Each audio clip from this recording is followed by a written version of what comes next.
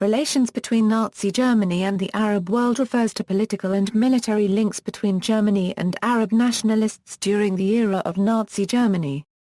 The relationship between the Nazi movement and leadership and the Arab world encompassed contempt, propaganda, collaboration and in some instances emulation. Cooperative relationships were founded on shared hostilities toward common enemies, such as British and French imperialism, colonialism, communism, and Zionism. Nazi perceptions of the Arab world. Hitler's views on Islam and the Arab world.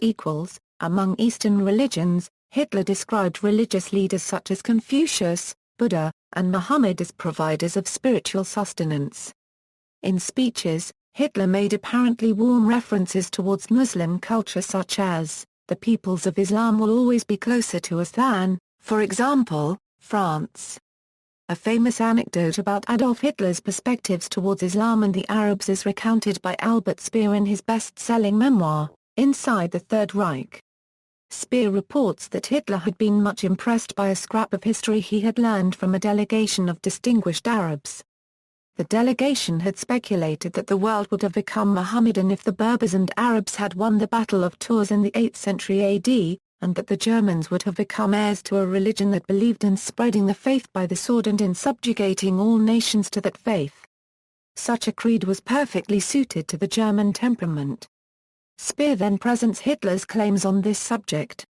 Hitler said that the conquering Arabs, because of their racial inferiority, would in the long run have been unable to contend with the harsher climate of the country. They could not have kept down the more vigorous natives, so that ultimately not Arabs but Islamized Germans could have stood at the head of this Mohammedan empire. This exchange occurred when Hitler received Saudi Arabian ruler Ibn Saud a unregistered trademark as special envoy, Khalid al-Hud al-Gargani. Earlier in this meeting Hitler noted that one of the three reasons why Germany had warm sympathies for the Arabs was because we were jointly fighting the Jews. This led him to discuss Palestine and conditions there, and he then stated that he himself would not rest until the last Jew had left Germany. Khalid al-Hud observed that the Prophet Muhammad had acted the same way. He had driven the Jews out of Arabia. Gilbert Acker Riley observes that the Far One Quarter Rare did not point out to his Arab visitors at the meeting that until then he had incited German Jews to emigrate to Palestine, and the Reich actively helped Zionist organizations get around alleged British-imposed restrictions on Jewish immigration. Hitler had told his military commanders in 1939, shortly before the start of the war, "We shall continue to make disturbances in the Far East and in Arabia. Let us think as men and let us see in these peoples at best lacquered half-apes who are anxious to experience the lash." Prior to the Second World War, all of North Africa and the Middle East were under the control of European powers. Despite the Nazi racial theories which denigrated Arabs as members of an inferior Semitic race, many Germans made exceptions for some Arabs who assisted the Reich in fighting the British for possession of the Middle East. Mufti Haj Amin al-Husseini, for example, was granted honorary Aryan status by the Nazis for his close collaboration with Hitler and the Third Reich. The German government developed a cordial association and cooperated with some Arab nationalist leaders based on their common anti-colonial and anti-Zionist interests. The most notable examples of these common cause fights were the 1936–1939 Arab Revolt in Palestine and other actions led by Grand Mufti Haj Amin al-Husseini, and the Anglo-Iraqi War, when the Golden Square overthrew the pro-British Abd al-Allah Regency in Iraq and installed a pro-Axis government. In response to the Rashid Ali coup, Hitler issued Far One Quarter Rare Directive No. 30 on May 23, 1941 to support their cause. This order began the Arab freedom movement in the Middle East as our natural ally against England. General der Flieger Helmuth Felmy was appointed central authority for all Arab affairs concerning the Wehrmacht under the so-called terms of this Directive No. 30. General Felmy summarized the military perspective on strategic common interests of German and Arab nationalists in the following passage. The already tense situation in the Middle East was further complicated by the emergence of Jewish nationalistic aspirations. Arab hatred of the Jews and disappointment at the failed Arab hopes for independence led to bloody riots. At first purely anti-Jewish in nature and directed against the rapidly increasing Jewish immigration into Palestine, the uprisings were later aimed at Great Britain as the mandatory power. The situation continued to be unsatisfactory until the outbreak of World War II, when it was overshadowed by the crisis in Europe. When England declared war on Germany, the Zionist organizations, which had actively supported the influx of Jewish immigrants in Palestine, at once proclaimed solidarity with Britain against Germany. On June 11, 1941, Hitler and the Supreme Commander of the Armed Forces issued Directive No. 32, titled Preparations for the Period After Barbarossa, which read, "Exploitation of the Arab Freedom Movement. The situation of the English in the Middle East will be rendered more precarious, in the event of major German operations, if more British forces are tied down at the right moment by civil commotion or revolt. All military, political, and propaganda measures to this end must be closely coordinated during the preparatory period. As Central Agency Abroad, I nominate Special Staff F, which is to take part in all plans and actions in the Arab area, whose headquarters are to be in the area of the Commander Armed Forces Southeast. The most competent available experts and agents will be made available to it. The Chief of the High Command of the Armed Forces will specify the duties of Special Staff F, in agreement with the Foreign Minister where political questions are involved. General der Artillerie Walter Warlimont, who was involved in military alliances with some Arabs, reports that many German officers believed the only real political rallying point among the Arabs was their common hatred of the Jews, while Arab nationalist movements as such, because of the diversity of interests in the various Arab countries, existed only on paper. Arab perceptions of Hitler and Nazism. According to Gilbert Achcar, there was no unified Arab perception of Nazism. In the first place, there is no such thing as Arabs. To speak in the singular of an Arab discourse is an aberration. The Arab world is driven by a multiplicity of points of view. At the time, one could single out four major ideological currents, which extend from Western liberalism, through Marxism and nationalism, to Islamic fundamentalism. In regard to these four, two, namely Western liberalism and Marxism, clearly rejected Nazism, in part on shared grounds, and partially because of their geopolitical affiliations. On this issue, Arab nationalism is contradictory. If one looks into it closely, however, the number of nationalistic groups which identified themselves with Nazi propaganda turns out to be quite scaled down. There is only one clone of Nazism in the Arab world, namely the Syrian Social National Party, which was founded by a Lebanese Christian, Anton Saudi. The Young Egypt Party flirted for a time with Nazism, but it was a fickle, weathercock party. As to accusations that the Ba'ath Party was, from the very outset in the 1940s, inspired by Nazism, they are completely false. Hitler and fascist ideology were controversial in the Arab world, just as they were in Europe, with both supporters and opponents. Massive programs of propaganda were launched in the Arab world, first by fascist Italy and later on by Nazi Germany. The Nazis in particular focused on impacting the new generation of political thinkers and activists.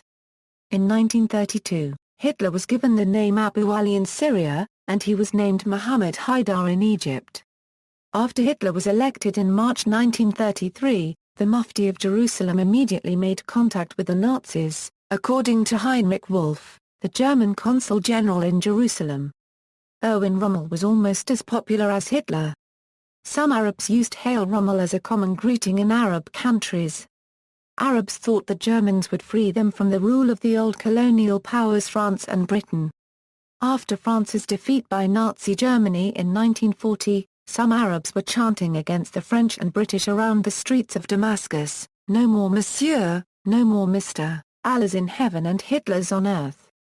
Posters in Arabic stating "In heaven God is your ruler, on earth Hitler" were frequently displayed in shops in the towns of Syria. Some wealthy Arabs who traveled to Germany in the 1930s brought back fascist ideals and incorporated them into Arab nationalism. One of the principal founders of Ba'athist thought and the Ba'ath Party, Zaki al-Susi, stated that fascism and Nazism had greatly influenced Ba'athist ideology. An associate of al-Susi, Sami al-Jundi, wrote, "We were racists. We admired the Nazis. We were immersed in reading Nazi literature and books that were the source of the Nazi spirit. We were the first who thought of a translation of Mein Kampf. Anyone who lived in Damascus at the time was witness to the Arab inclination toward Nazism."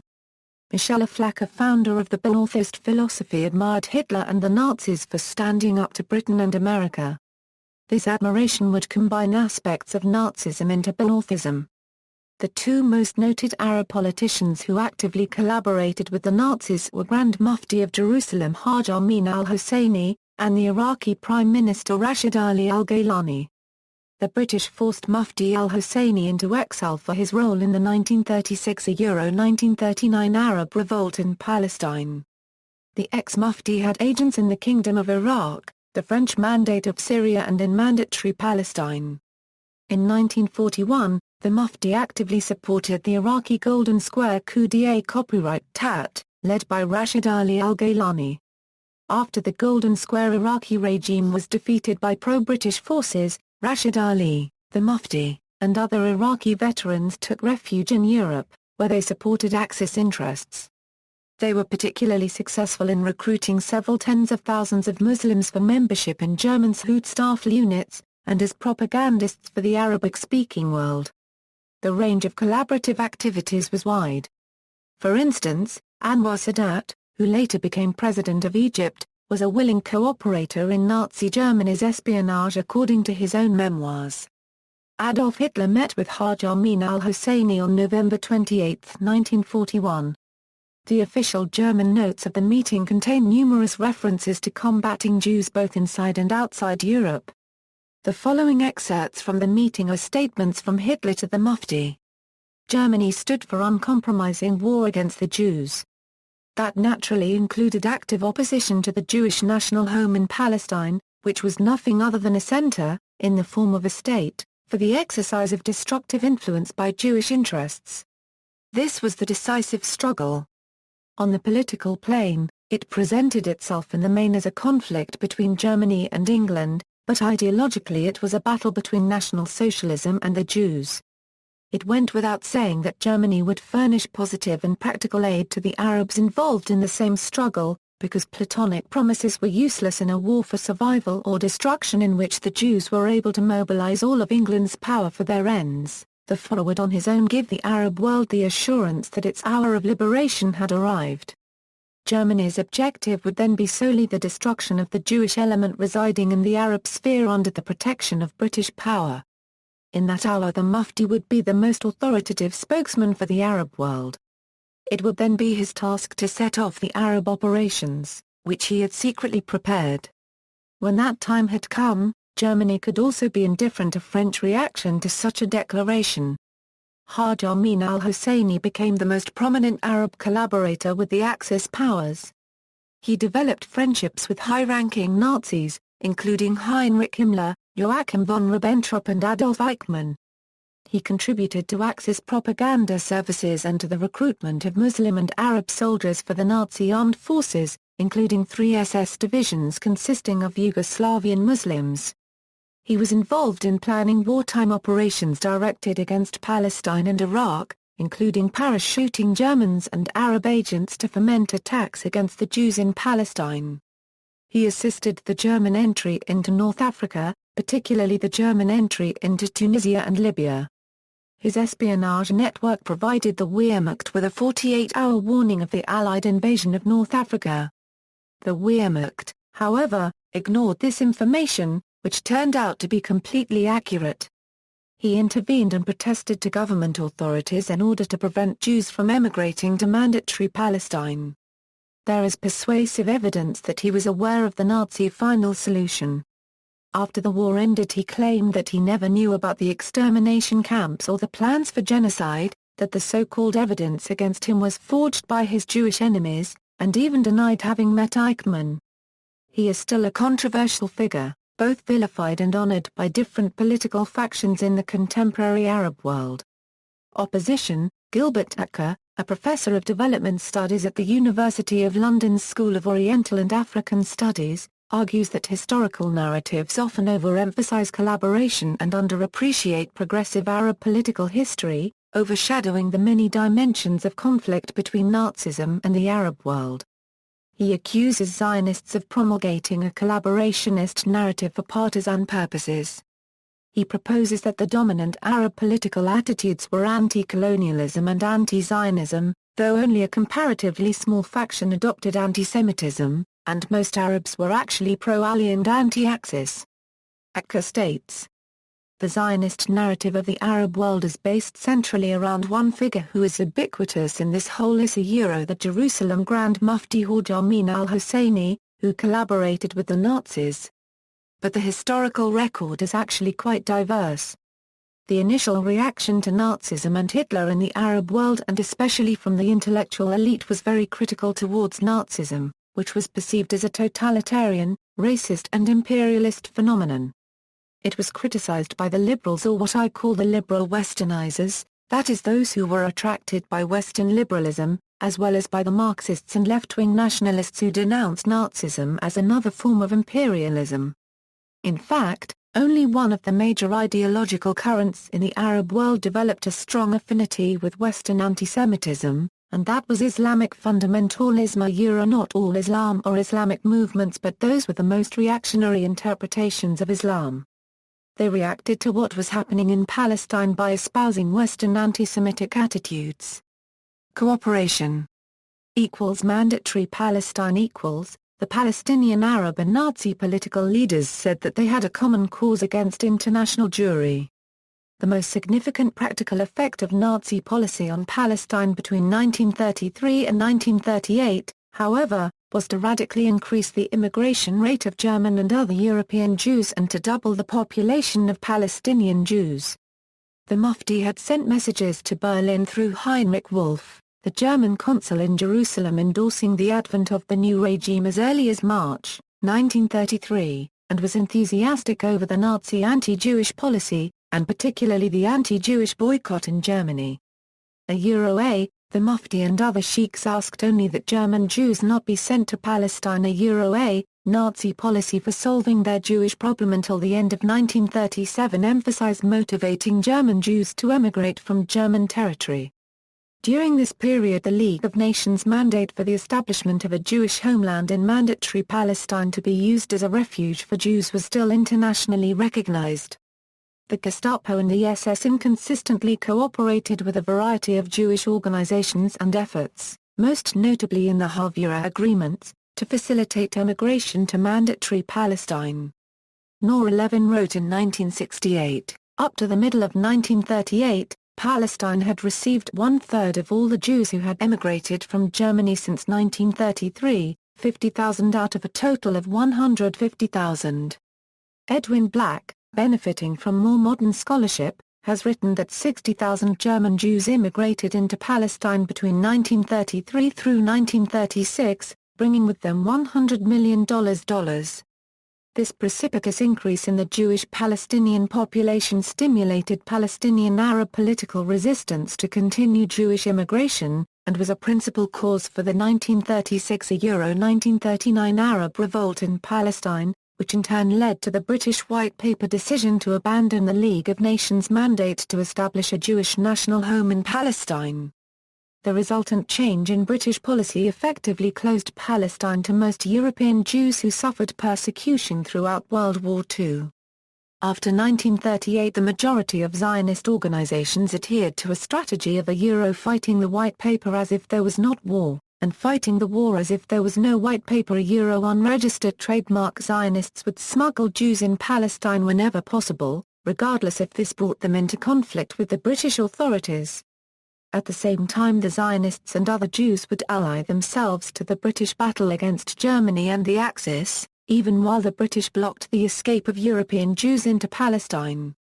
In 1938, the German policy towards the Jewish homeland in Palestine appears to have substantially changed, as indicated in this German Ministry of Foreign Affairs note from March 10, 1938.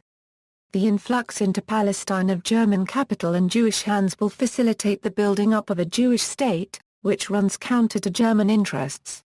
For this state, instead of absorbing world Jewry, will someday bring about a considerable increase in world Jewry's political power.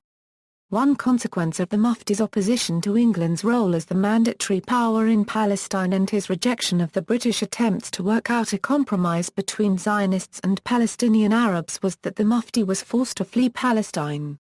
Many of his followers, who had fought Jews and the English in Palestine, followed him and continued to work for his political goals.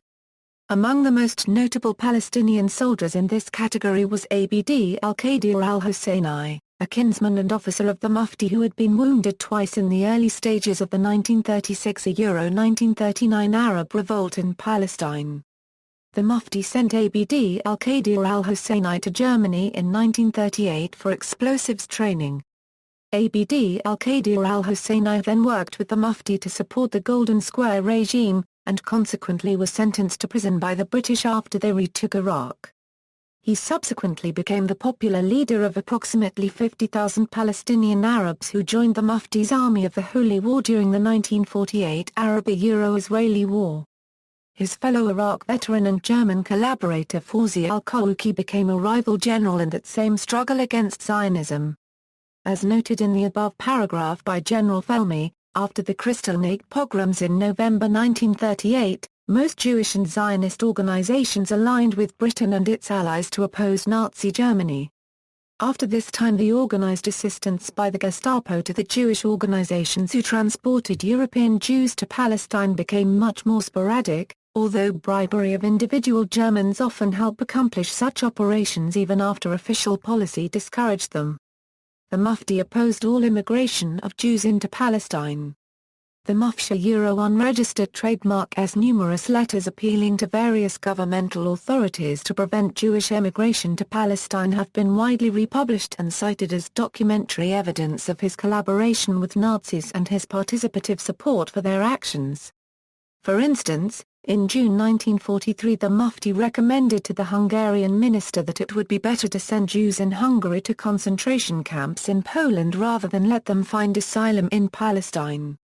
I ask Your Excellency to permit me to draw your attention to the necessity of preventing the Jews from leaving your country for Palestine, and if there are reasons which make their removal necessary, it would be indispensable and infinitely preferable to send them to other countries where they would find themselves under active control, for example, in Poland.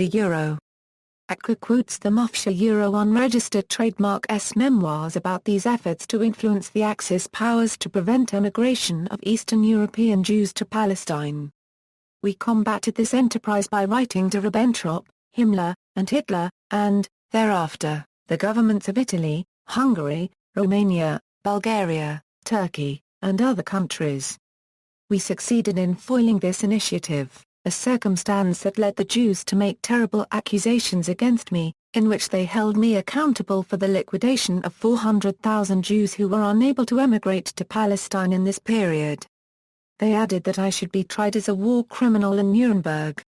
Akka then notes that although the Mufti unregistered trademark's motivation to block Jewish emigration into Palestine was certainly legitimate when it was addressed as an appeal to the British mandatory authorities. It had no legitimacy whatsoever when addressed to Nazi authorities who had cooperated with the Zionists to send tens of thousands of German Jews to Palestine and then set out to exterminate the Jews of Europe. The Mufti was well aware that the European Jews were being wiped out. He never claimed the contrary. Nor, unlike some of his present-day admirers, did he play the ignoble, perverse, and stupid game of Holocaust denial. His armor propre would not allow him to justify himself to the Jews gloating that the Jews had paid a much higher price than the Germans. He cites their losses in the Second World War represent more than 30% of the total number of their people. Statements like this, from a man who was well placed to know what the Nazis had done, constitute a powerful argument against Holocaust deniers. Hosseini reports that Reichsführer SS Heinrich Himmler told him in summer 1943 that the Germans had already exterminated more than 3 million unregistered trademark Jews. I was astonished by this figure, as I had known nothing about the matter until then. Thus, in 1943, Hosseini knew about the genocide Himmler again in the summer of 1941 let him in on a secret that Germany would have an atomic bomb in 3 years unregistered trademark to me In November 1943, when he became aware of the nature of the Nazi final solution, the Mufti said, "It is the duty of Mohammedans in general and Arabs in particular to drive all Jews from Arab and Mohammedan countries. Germany is also struggling against the common foe who oppressed Arabs and Mohammedans in their different countries. It has very clearly recognized the Jews for what they are and resolved to find a definitive solution." Edgar 1/4 LTIGE La paragraph sung for the Jewish danger that will eliminate the scourge that Jews represent in the world. Iraq On April 1, 1941, a day after General Erwin Rommel began his Tunisian offensive, the Golden Square Rebellion overthrew the pro-British Iraq regime. General Felmy's recollections of the subsequent Anglo-Iraqi War include: Rashid Ali sent an urgent appeal for assistance to Berlin, where the Wehrmacht High Command held a conference on May 6, 1941 to discuss measures to be taken to support the rebellion. It was decided to give Iraq all assistance possible and to intensify the war against Great Britain in the Middle East. Diplomatic relations between the Third Reich and Iraq were resumed. The former German ambassador to Iraq, Dr. Grobber, returned to Baghdad. Dr. Fritz Grobber served intermittently as the German ambassador in Iraq from 1932 to 1941, supporting anti-Jewish and fascist movements in the Arab world. Intellectuals and army officers were invited to Germany as guests of the Nazi Party, and anti-Semitic material was published in the newspapers. The German embassy purchased the newspaper Al-Alam al-Arabi, which published anti-Jewish, anti-English, and pro-Nazi propaganda, including a serialized translation of Hitler's Mein Kampf in Arabic. On June 1, 1941, immediately after the collapse of the pro-Nazi Rashid Ali government in Iraq, the Mufti and others inspired a pogrom against the Jews of Baghdad known as the Farhud. The estimates of Jewish victims vary from less than 110 to over 600 killed, and from 240 to 2,000 wounded. Gilbert Achcar's research indicates that historian Bernard Lewis misquoted the total number of victims as the number of Jewish victims, whereas the overwhelming majority appear to have been killed by the British-led repression of the Arabs. Edwin Black concludes that the exact numbers will never be known, pointing out the improbability of the initial estimate and the official reports of 110 fatalities that included both Arabs and Jews, as opposed to the claims of Jewish sources that as many as 600 Jews were killed. Similarly, the estimates of Jewish homes destroyed range from 99 to over 900 houses. Though these figures are debated in the secondary literature, it is generally agreed that over 580 Jewish businesses were looted. The Iraqi Arab Food Tour youth group modeled after the Hitler Youth were widely credited with the Farhud. The food tour were commanded by Iraqi Minister of Education Zeb Shawkat, who also praised Hitler for eradicating Jews. In June 1941, Wehrmacht High Command Directive No. 32 and the instructions for Special Staff F designated Special Staff F as the Wehrmacht's central agency for all issues that affected the Arab world. General Felmy's testimony about this period. At the time of the Iraqi rebellion, a number of Arab students residing in Germany had volunteered for duty in the Wehrmacht High Command, Foreign Group, to receive a 4 weeks training course in Düren, in West Germany.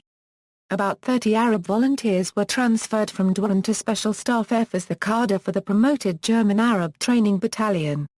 Sunyam, Greece. In July 1941, training of the Muslims began immediately.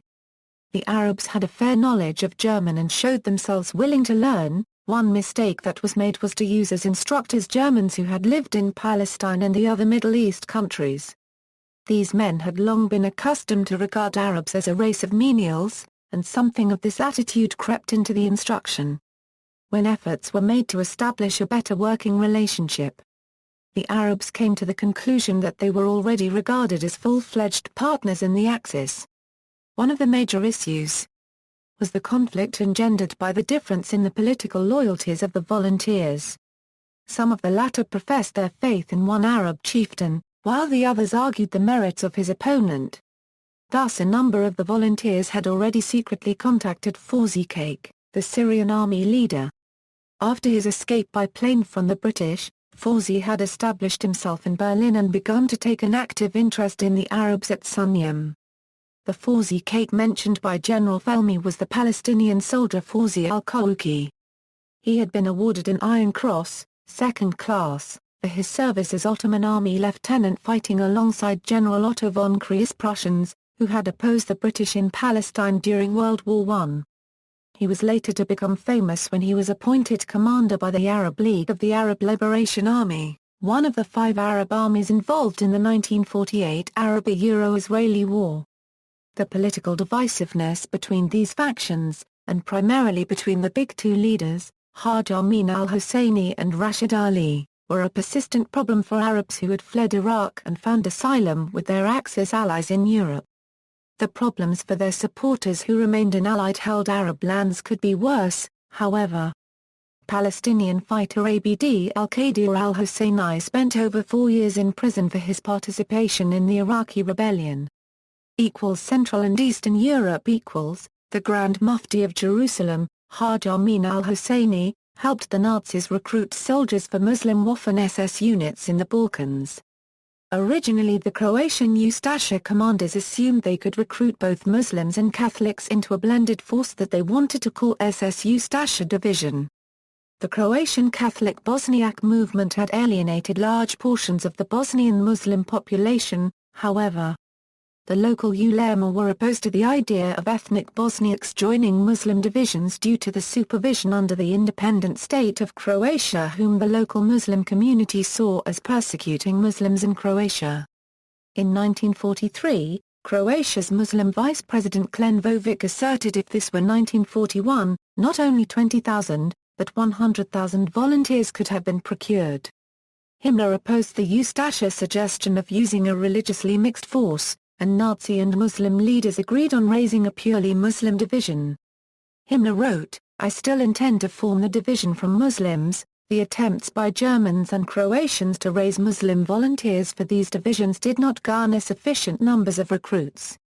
Himmler turned for help in this recruiting task to Mufti Husseini, who was residing in Berlin at that time. On March 21, 1943, Husseini began using his Islamic authority to appeal to Croatian and Bosnian Muslims, who are forced to endure a tragic fate.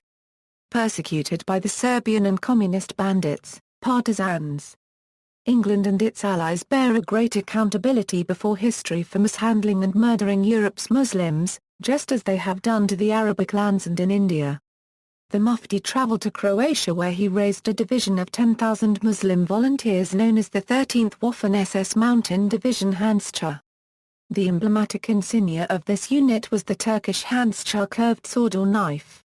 During a visit in July 1943 the Mufti said, "The active cooperation of the world's 400 million Muslims with their loyal friends, the German, can be of decisive influence upon the outcome of the war.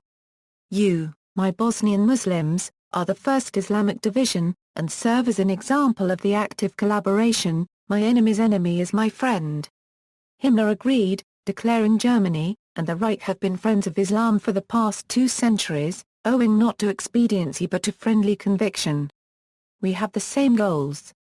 The Mufti provided a fold-out pamphlet for the Handschar troops titled Islam and Judentum, translated as Islam and Judaism, which concluded with, "The day of judgment will come, when the Muslims will crush the Jews completely, and when every tree behind which a Jew hides will say, 'There is a Jew behind me, kill him.'"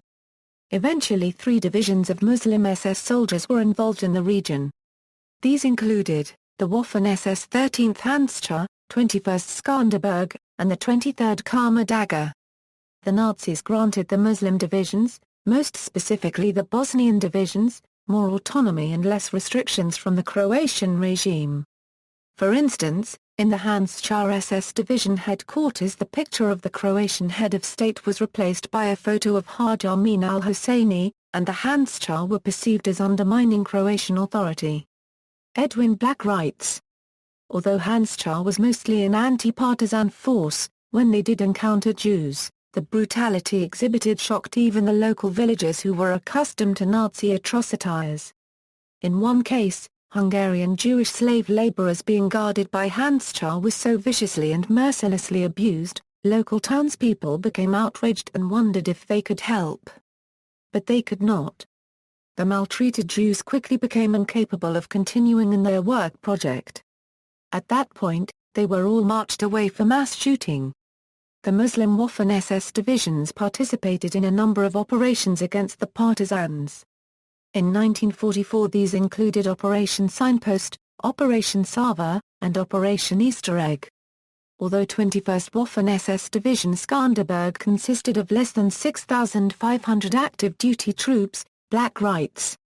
Its men were brutal in decimating Serb villages, having called for the utter extermination of the Serbian Christian population. Jews were luckier than the Serbs because many Albanian Muslims risked their lives and those of their families to shelter the small Jewish population of several hundred. Nevertheless, Skanderberg units rounded up some 300 Jews in Pristina and other Jews, who were later deported to certain death. The Mufti and some other Arab Muslims also visited concentration camps. Fritz Grobba wrote on July 17, 1942.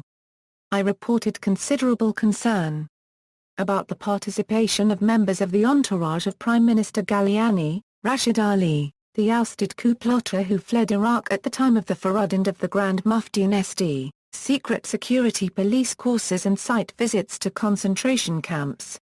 The visit by 3 assistants of the Prime Minister, Galliani and one of the Grand Mufti at concentration camp Oranienburg had already taken place. The visit lasted about 2 hours with very satisfying results. The Jews aroused particular interest among the Arabs, it all made a very favorable impression on the Arabs. During this time the Mufti and some other Arabs continued contributing to the Axis propaganda efforts. For instance, on November 3, 1943 the Berlin-based radio program Voice of Free Arabism broadcast a condemnation of Jewish Zionist settlement in Palestine which contained the following. Should we not curse the time that has allowed this low race to realize their desires from such countries as Britain, America, and Russia? The Jews kindled this war in the interests of Zionism. The world will never be at peace until the Jewish race is exterminated. Otherwise wars will always exist. The Jews are the germs, which have caused all the trouble in the world. Reichsführer 1/4 SS Heinrich Himmler also requested that the Mufti found an SS Mullahs school especially for so-called Russian Turks from the Muslim territories of the USSR who served in the SS. These were designed in the Eastern Turkey Federation, and Caucasian Arms Association organized within the Waffen-SS. The Mufti responded to Himmler's request by founding the school in November 1944 in Dresden. An imam school had been previously opened on May 21, 1944 in Gubbin. North Africa On January 20, 1942, 15 high-ranking Nazi Party and German government officials met at a villa in Wannsee, a Berlin suburb, to coordinate the execution of the final solution of the Jewish question. At this Wannsee conference, Reinhard Heydrich, Heinrich Himmler's deputy and head of the Reichssicherheit Hauptamt, noted the numbers of Jews to be eliminated in each territory. In the notation for France there are 2 entries, 165,000 for occupied France, and 700,000 for the unoccupied zone, which included France's North African possessions, that is Morocco, Algeria and Tunisia. The SS had established a special unit of 22 people in 1942 to kill Jews in North Africa. It was led by SS Obersturmbannführer 1/4 Walter Rauff, who helped develop the mobile gassing vehicles the Germans used to murder Russian prisoners and Jewish people in Russia and Poland.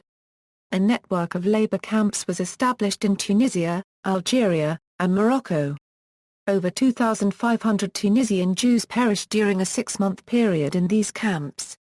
According to Robert Satloff, only one Arab in North Africa, Hassan Fejani, was convicted by an Allied military tribunal in World War II for performing actions that led to the deaths of Jews, male members of the Smla family of Tunisia, while many Arabs acted to save Jews.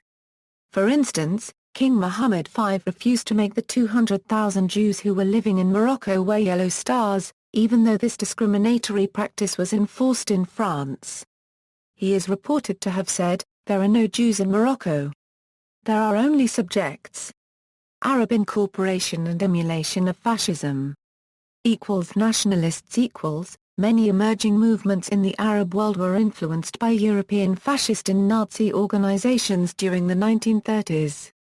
The Young Egypt Party closely resembled the Hitler Youth and was obviously Nazi in form. The Syrian Social Nationalist Party adopted styles of fascism. Its emblem, the Red Hurricane, was taken from the Nazi swastika. Leader Anton Saada was known as Al-Zionism, and the party anthem was Syria, Syria, a one-quarter bear, all sung to the same tune as the German national anthem. He founded the fascist SSNP with a program that Syrians were a distinctive and naturally superior race. Gamal Abdel Nasser recorded his sympathy and his disappointment at Germany's defeat. Rashid Ali al-Gaylani was resuscitated as a hero in Saddam Hussein's Iraq. Saddam Hussein's uncle Khairullah Talfa participated in the Rashid Ali al-Gaylani regime. Fundamentalist pan-Islamists. Although the Mufti may be the most well-known Arab collaborator with Nazi Germany, there were other influential Arab and Muslim political leaders who made common cause with the Germans. Hassan al-Banna, an ally of the Mufti who founded the Muslim Brotherhood in 1928, openly acknowledged the common interests with National Socialist anti-Jewish and anti-Zionist politics, and actively collaborated with the Nazis. Al-Banna was also fascinated by Hitler. Both hated Jews, democracy, and Western culture. When the war broke out, the Muslim Brothers promised that they would rise up and help General Rommel and make sure to kill the Allies in Egypt. The Muslim Brothers' representative for Palestine, the Grand Mufti of Jerusalem, worked for the Third Reich during the war and played a major role in the recruitment of the SS Arab division that would be known as the SS Handjar. The Himmler to Mufti telegram of November 1943 attested the alliance between Nazi Germany and the Mufti, the firm foundation of the natural alliance that exists between the National Socialist Greater Germany and the freedom-loving Muslims of the whole world. The Muslim Brothers were not prosecuted after the war despite the participation of the Mufti and freedom-loving Muslims in the Holocaust. In the second half of the 1930s, the Muslim Brothers were strongly engaged to help the Palestinians. They raised and channeled funds to fight the Jews, and intensified contacts with religious leaders in Palestine. Banner was interned from 1941 to February 1942 due to his critique of the British presence. The secret apparatus of the Muslim Brothers bombed British clubs during the Second World War and assassinated Egyptian officials. In 1945, the Palestinian question became even more explosive, and the Muslim Brothers were organizing violent demonstrations against the Jews. Military training centers were set up to send volunteers in Palestine to fight Zionism. See also, 13th Waffen Mountain Division of the SS Handschar, 21st Waffen Mountain Division of the SS Skanderbeg, 23rd Waffen Mountain Division of the SS Karma, Arab rescue efforts during the Holocaust, collaboration with the Axis powers during World War II. Mein Kampf in the Arabic language, Operation Atlas. References. Further reading, Nazi Palestine, The Plans for the Extermination of the Jews in Palestine by Klaus Michael Moorman, Martin Carr 1/4 ppers, trans. By Krista Smith, Nazi Propaganda for the Arab World by Jeffrey Herf ISBN 978-0-300-14579-3. Germany and the Middle East, 1871–1945 edited by Wolfgang G. Schwanitz ISBN 1-55076-298-1, The Arabs and the Holocaust, The Arab-Israeli War of Narratives, by Gilbert Acker, The Farhud, Roots of the Arab-Nazi Alliance in the Holocaust by Edwin Black, ISBN 978-0914153146. OE The Mufti of Jerusalem and the Nazis, The Berlin Year by Klaus Jensik, translated by Alexander Fraser Gune. Original edition, OE Der Mufti von Jerusalem OE The Grand Mufti, Haj Amin al-Husseini, founder of the Palestinian National Movement by Zvi Peleg, Nazism in Syria and Lebanon, The Ambivalence of the German Option by Gar Paragraph TZ Nordbruch, 1933 Euro 1945. Fritz Grobbe and the Middle East Policy of the Third Reich, by Francis Nicosia, in National and International Politics in the Middle East, Essays in Honor of Elik Duri, ed. Edward Ingram, 206-228. Arab Nationalism and National Socialist Germany, 1933-1939, Ideological and Strategic Incompatibility, by Francis Nicosia, International Journal of Middle East Studies 12, 351-372. National Socialism in the Arab Near East between 1933-1939, by Stefan Wild, Die Welt des Islams, New Series 25 NR1, 126-173, The Third Reich and the Near and Middle East, 1933-1939, by Andreas Hillgruber, in The Great Powers in the Middle East, 1919-1939, ed. Uriel Dan, 274-282. External links, Bruno de Cordia, The Feeding of the Reich, Muslims, Islam and Collaborationism During World War II in the China and Eurasia Forum Quarterly Vol 8, No. 1, 2010. German Exploitation of Arab Nationalist Movements in World War II by General Helmuth Felmy and Gen. Walter Warlimont, foreword by General Oberst Franz Hader. A backgrounder of the Nazi activities in North Africa and the Middle East during the era of the Holocaust.